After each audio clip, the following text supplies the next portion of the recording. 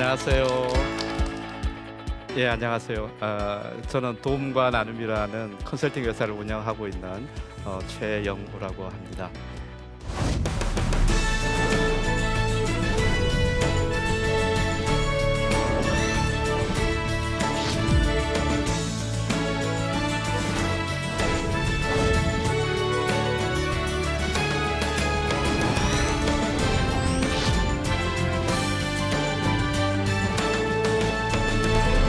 제가 오늘 이제 같이 조금 나누고 싶은 말씀은 코로나 사태 이후에 우리나라 대학들이나 병원들 도대체 어떻게 바뀔 것인지, 그 다음에 교회는 또 어떻게 해야 되는지에 대한 이야기를 조금 나누고 싶어요. 여러분들이 이제 병원이 비영리 단체라고 하면 안 믿어지시죠? 근데 실제로는 비영리 단체예요. 근데 사실은 이제 비영리 단체라고 하는 말은 not for profit, 이익을 위해서 존재하지 않는 조직이에요. 하버드 대학교 비영리 단체이고요. 하버드 대학교의 교수님들이 연봉이 웬만한 자영업자보다 훨씬 더 많겠죠, 그죠?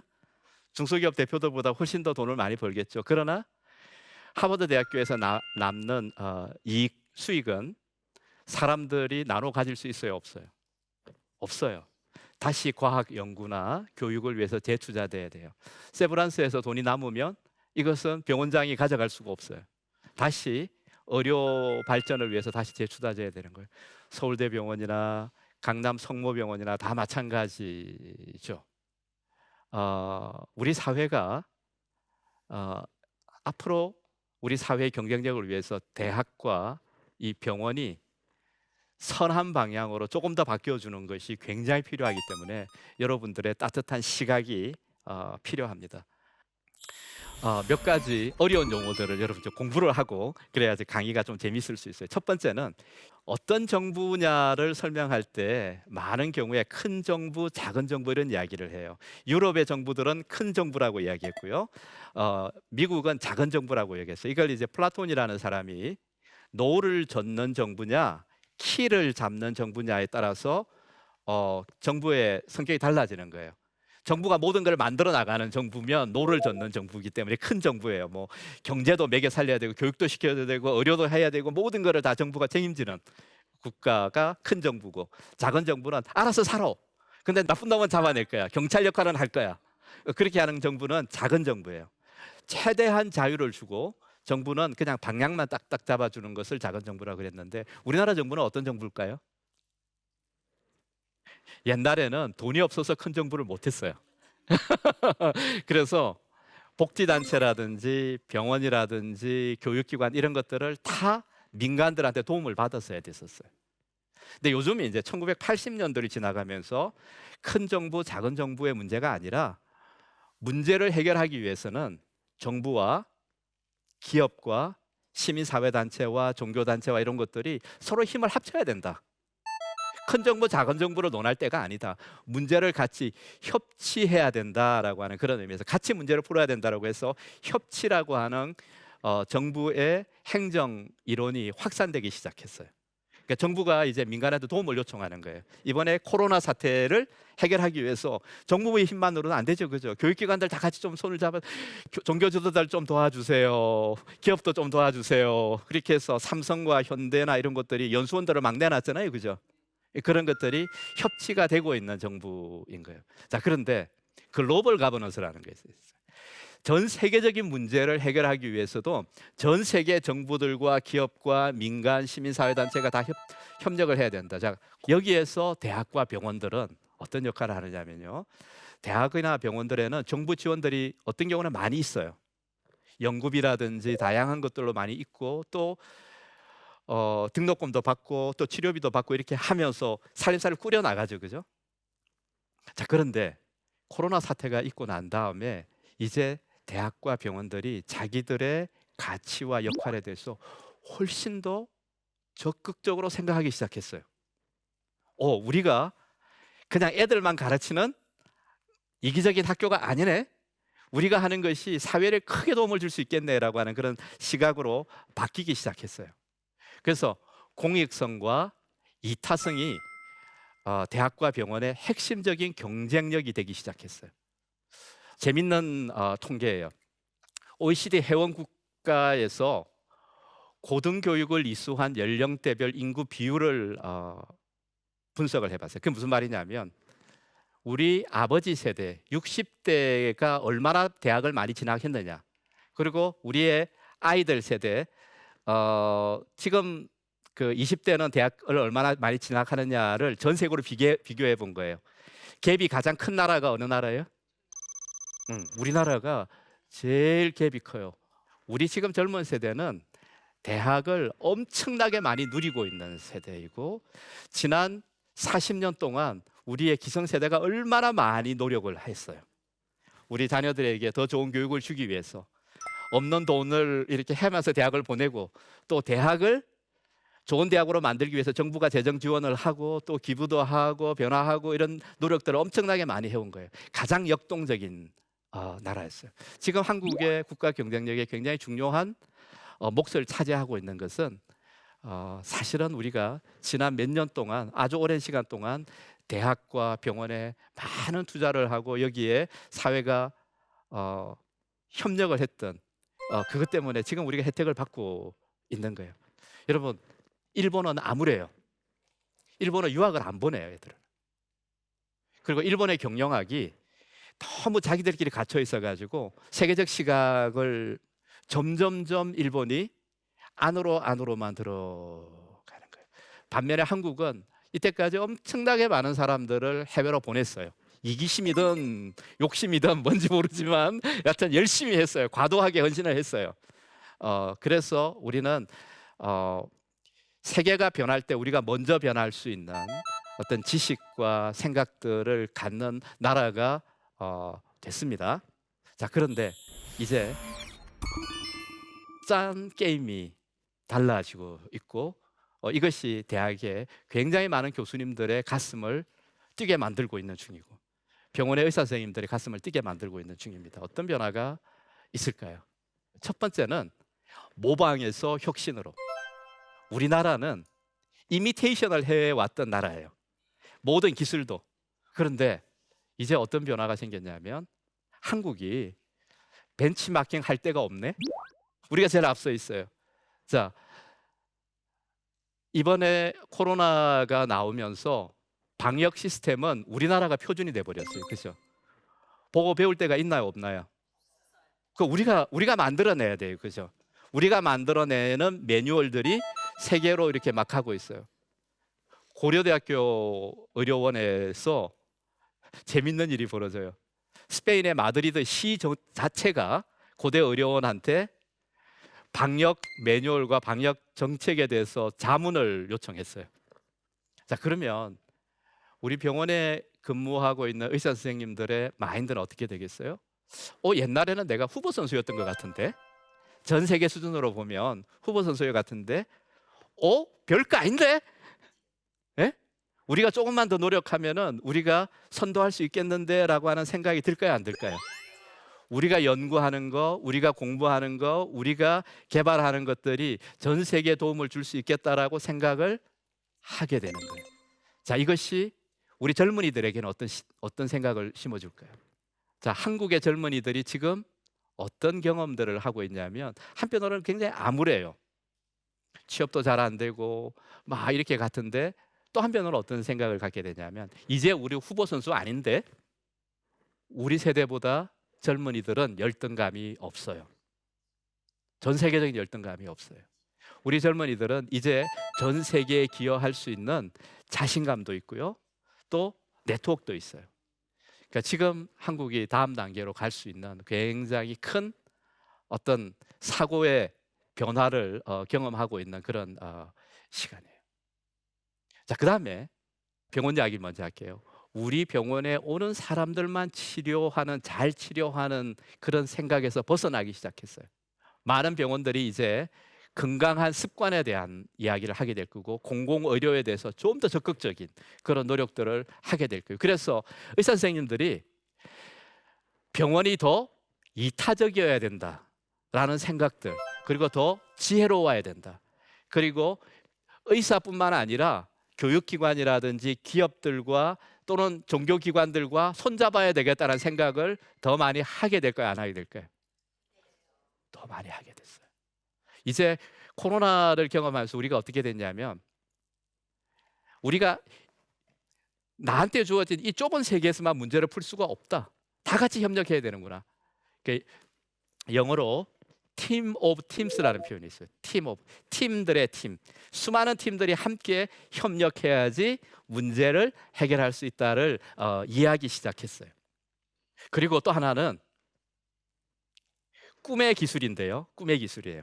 아까 우리가 all for one, one for all을 이야기했는데, 이것이 과거에는 병원을 경영할 때 한 의사가 환자를 몇 명 보서 돈을 얼마나 남기느냐가 되게 중요한 경영적인 이 평가 기준이었어요. 근데 지금은 메이어 클리닉에서 이런 이야기를 했어요. 그거 잊어버리자. 그러지 말고 한 환자가 병원에 왔을 때 그가 병원에 와서 퇴원하는 그 모든 시간의 경험이 가장 아름답고 가장 복된 경험이 되게 만들려면 병원은 어떻게 움직여야 되지? 로 생각을 전환하기 시작한 거예요. 과거에는 병원에 가면은 제일 많이 불평하는 데가 약 타는 시간, 그리고 접수하고 수납하는 데가 시간이 오래 걸렸어요. 지금 병원들 가면 어떤 변화가 있냐면 1층의 수납이 굉장히 작아졌어요. 층층마다 수납이 있어요. 그러면 그게 그냥 된 게 아니고요. 환자의 경험으로 된 거예요. 자, 그다음에 대학은 어떻게 하냐? 대학이나 교육기관은 앞으로 꿈의 방식은 뭐냐면, 한 학생이 입학하면 그 학생에게 가장 맞는 커리큘럼을 제공해주고 학교가 그 아이를 위해서 움직일 수 있으면 얼마나 좋겠어요. 이제 앞으로 사업이 그렇게 바뀌어야 돼요. 한 고객, 한 사람을 중심으로 우리가 모든 것을 다 바꾸고 맞출 수 있는 쪽으로 변화하게 될 거예요. 그리고 이제 재밌는 사례인데요. 아리조나 주립대학교라고 하는 옛날에 듣보잡 대학이었어요. 지난 한 20년 동안 눈부신 성장을 한 대학이 됐어요. 이 아리조나 주립대학교는 지금 우리나라 대학들이 많이 관심을 갖고 있어요. 하버드 대학교나 프린스턴이나 스탠포드나 예일은 1%의 인재들만 뽑아서 비싼 교육으로 좋은 서비스를 제공해요. 근데 아리조나 주립대학에서는 이런 문제를 제기했어요. 그것이 미국 헌법의 정신이냐? 우리나라를 세웠던 신앙의 리더들의 정신이냐라고 질문했어요. 교육이 그래야 되냐?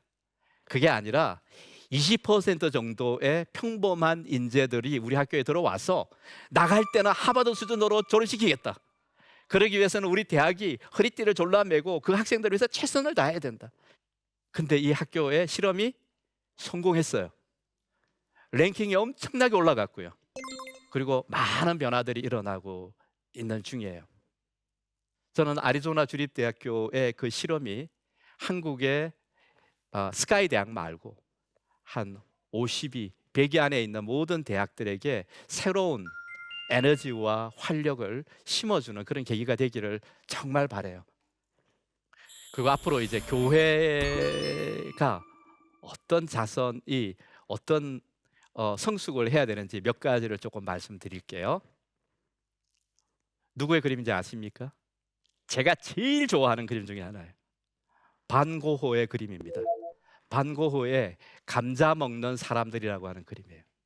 이 사람이 그림 그리던 모든 모티브는 하나님의 사랑, 하나님이 살아있고 생명을 붙들고 있다라고 하는 것을 표현하고 싶었던 거예요. 그것을 성경을 그리거나 성화를 그리거나 교회를 그리는 게 아니라 일상의 소재들을 가지고 그것을 표현하고 싶었던 거예요. 고흐가 살았던 시대에 네덜란드는 너무나 가난한 곳이었어요. 자, 이때 교회가 어떻게 했느냐? 교회의 장로들과 집사들은 주중에 모든 성도들의 집을 방문합니다. 멀리서 바라봅니다. 뭘 체크하냐면 그 집에 굴뚝에 연기가 나는지 안 나는지를 봐요. 굴뚝에 연기가 안 나면 뭘까요? 먹을 게 없는 거예요. 다 체크합니다. 교인들 중에서 끼니를 때우지 못하는 사람들에서 적극적으로 구제를 시행합니다.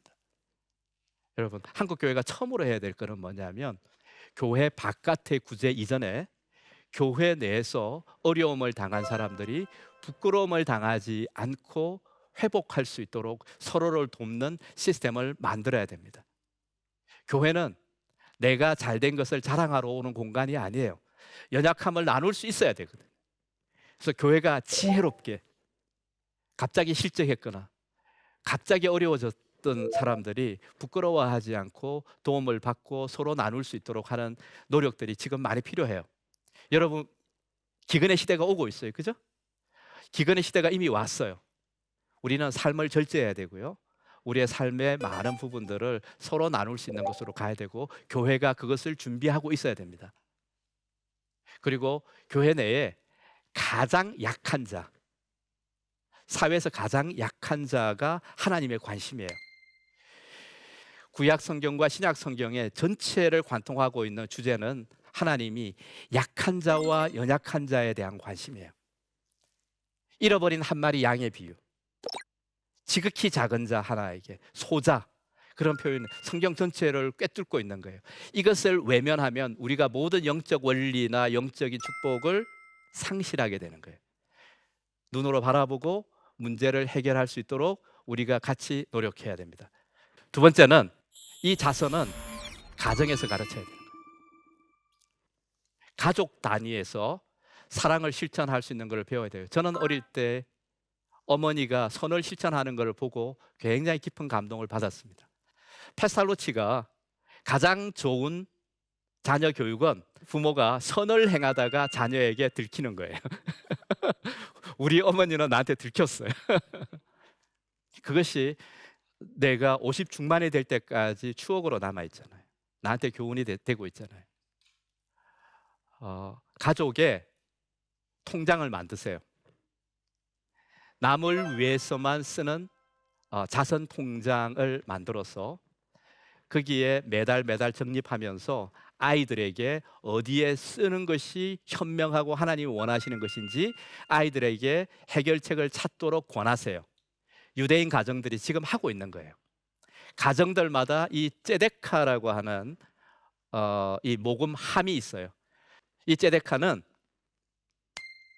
거지도 해야 되는 거예요. 유대 사회에서는 생활의 일부를 매번 이렇게 적립해서 이것에 대해서 자녀들이 어릴 때부터 배울 수 있도록, 남을 돕되 사람에게 마음에 상처를 주지 않도록, 무례하게 하지 않도록, 어떻게 하면 사람을 존중하면서 할 수 있는지에 대해서 배울 수 있도록 그렇게 가야 되는 거예요. 그리고 이것이 축적되면 나중에 자녀들이 삶에 많은 시련이 있을 때 강건해져요. 그래서 반드시 어릴 때부터 여러분들의 자녀들과 부모님들이 같이 자선을 실천하는 것을 같이 의논하고 교육할 수 있도록 했으면 좋겠고, 이것이 교회 전통이 됐으면 좋겠어요. 자, 그리고 이런 자선의 동기, 이것이 내가 일을 하는, 사업을 하는 삶의 예배의 동기가 되는 거예요. 이스라엘 사회에서 자선을 행하는 것하고 사업을 하는 것 동기는 차이가 하나도 없어요. 모든 이스라엘 사람들이 생각하는 사업의 원리는 뭐냐면 티쿤 올람이라는 거예요. 티쿤 올람, 세상을 고친다라는 거예요. 나의 사명은 세상을 고치는 거다. 우리 기독교 용어로 하면은 하나님의 나라의 확장, 그런 거죠, 그죠? 내가 개같이 벌어서 정성처럼 쓰는 게 아니에요. 내가 하는 사업, 내가 하는 식당, 내가 하는 비즈니스, 이거 자체가 세상을 고치는 거여야 되는 거예요. 그것과 남을 돕는 거는 같이 간다. 제가 이 사진으로 보여드린 거는 아주 신기한 기술입니다. 공기를 물로 만드는 기술이에요. 사막에서는 아주 절대적으로 필요하겠죠. 물이 없는 곳에 공기에서 물을 만들어내. 이스라엘 사람이 만들어낸 기술이에요. 워터젠이라고 하는 회사예요. 왜 만들었냐? 제가 만났어요, 이 친구를. 물이 없으면 사람이 죽는데 물이 모자란 게 아니고 물이 없으면 어떡할 거냐. 그래서 만들었다는 거예요. 세계에서 제일 효율이 큰 제습기예요.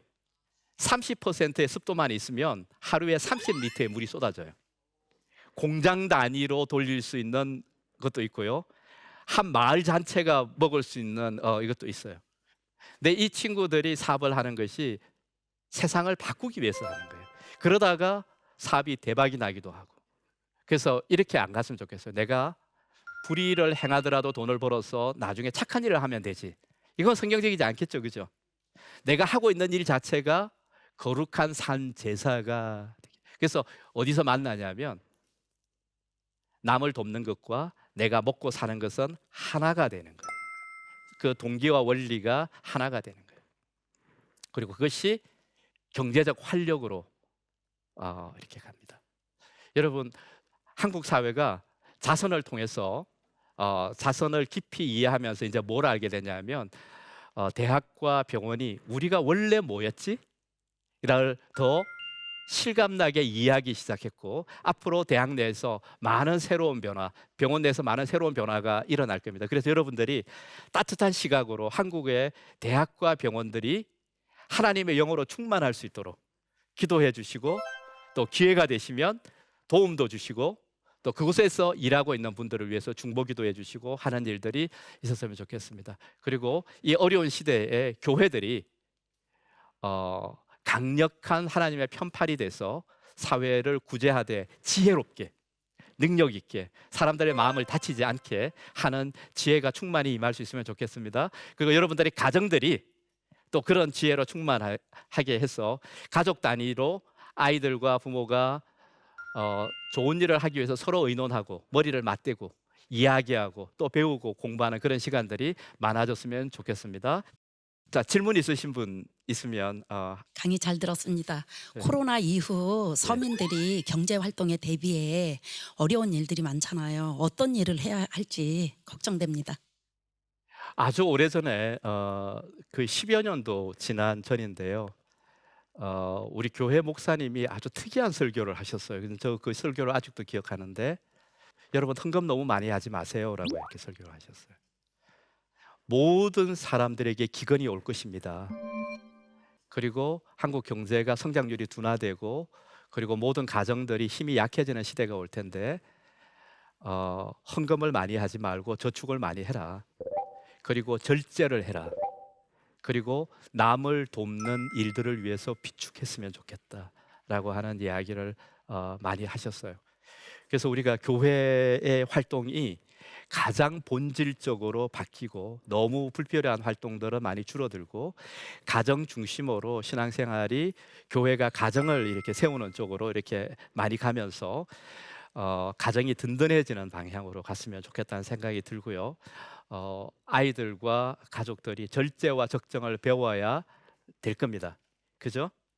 그리고 모든 사람들이 하나님이 자기에게 허락하신 진짜 경쟁력, 여러분들의 정말 좋은 아름다움은 아직 드러나지 않았어요. 포기하지 마세요. 여러분들 속에 대박이 있을 수가 있어요. 그것을 발견할 수 있으면 좋겠습니다. 피터 드러크라고 하는 아주 유명한 경영학자에게, 그분이 80살이 넘었을 때 한 사람이 인터뷰를 합니다. 선생님, 그렇게 많은 책을 쓰셔가지고 많은 사람들의 감동을 줬는데, 많은 경영자들에게 격려를 줬는데, 당신이 쓴 책 중에서 가장 위대한 책은 뭐라고 생각하십니까? 라고 이렇게 물었어요. 80살 넘은 피터 드러크가 이렇게 이야기했습니다.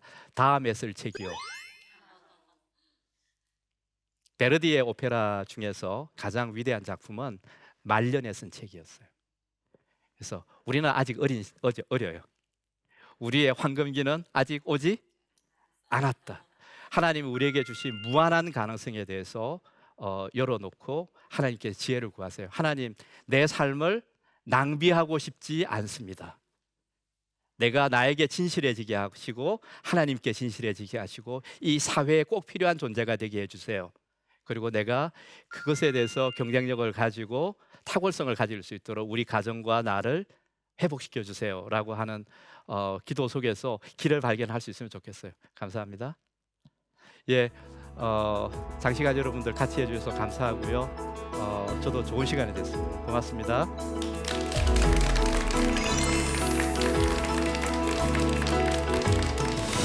코로나를 경험하면서 우리가 어떻게 됐냐면, 나한테 주어진 이 좁은 세계에서만 문제를 풀 수가 없다.